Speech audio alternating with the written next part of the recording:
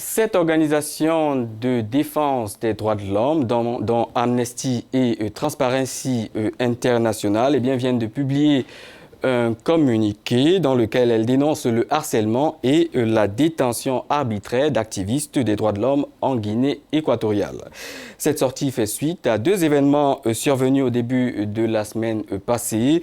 La libération d'Enrique Assoumu, militant des droits de l'homme, président de l'ONG CEID, qui avait été incarcéré sans charge, et l'arrestation d'Alfredo Okenve, un de ses collaborateurs, lui aussi détenu sans chef d'inculpation, au commissariat central de Malabo. Les deux activistes, je le rappelle, ont été accusés d'avoir célébré les 14 et 15 avril le 20e anniversaire d'une ONG qui avait été suspendue en mars 2016 pour violation de l'ordre public. Enrique Assoumu, le président du Centre d'études et d'initiatives pour le développement du pays, a été libéré la semaine dernière en échange d'une caution de 2 millions de francs CFA, l'équivalent de 3 000 €. Néanmoins, le vice-président de l'organisation, Alfredo Okenve, est lui toujours en détention, alors qu'aucune poursuite n'a été officiellement émise contre lui. Ses avocats réclament à présent qu'il soit formellement poursuivi afin de demander une libération sous caution. Nous sommes en ligne avec Tutu Alicante, le directeur général de EG Justice, une association de veille des violations des droits humains dans le pays. Bonjour Tutu Alicante. Alors vous parlez d'arrestation arbitraire, mais les autorités, elles, soutiennent que les personnes arrêtées troublaient l'ordre public.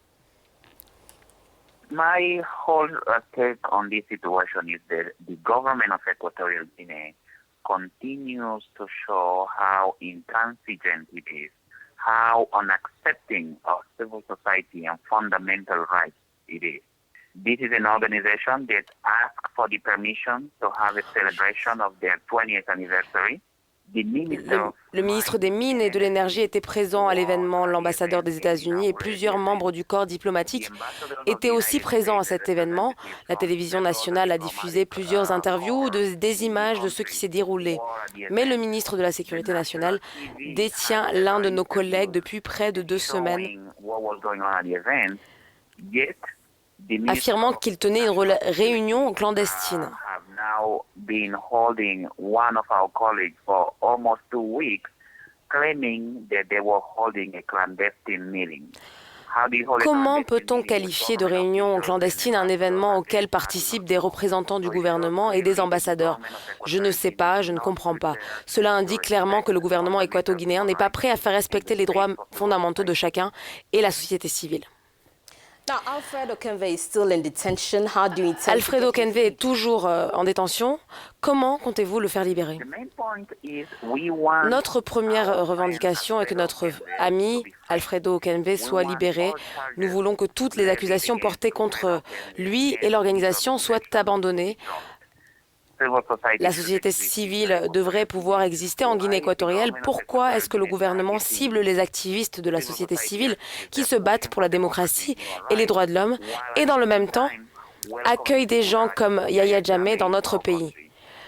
Est-ce la Guinée équatoriale que nous voulons en tant qu'Africains? Est-ce le continent que nous voulons, un continent dans lequel les droits humains fondamentaux ne sont pas respectés? Je pense que si nous, Africains, à travers la CEDEAO ou l'Union africaine ou quelque autre entité représentative, si nous tenons sérieusement aux droits de l'homme et à la justice en Afrique, nous devons nous assurer que des individus comme Yahya Jammeh sont renvoyés dans leur pays et confrontés à leur peuple. Vous ne critiquez pas seulement les autorités équato-guinéennes, vous dénoncez également une tendance à la restriction des libertés dans certains pays d'Afrique. Écoutez, si vous regardez les faits, nos présidents africains se sont réunis à l'Union africaine et ont déclaré qu'ils souhaitent quitter la CPI. Parallèlement, plusieurs chefs de l'État intentent des poursuites contre des journalistes, des militants de la société civile. Ils persécutent des présumées victimes qui se battent pour leurs droits fondamentaux. Il y a sans aucun doute une tendance parmi nos présidents africains, nos gouvernements qui veulent mater les libertés fondamentales et les droits de l'homme. Je pense que c'est un appel important qu'il faut lancer en tant qu'activité, en tant qu'Africains. En tant qu'activiste, un appel à s'unir et à utiliser toutes les ressources à notre disposition, y compris la Commission africaine pour les droits de l'homme et les peuples, afin de réellement lutter pour la protection des droits.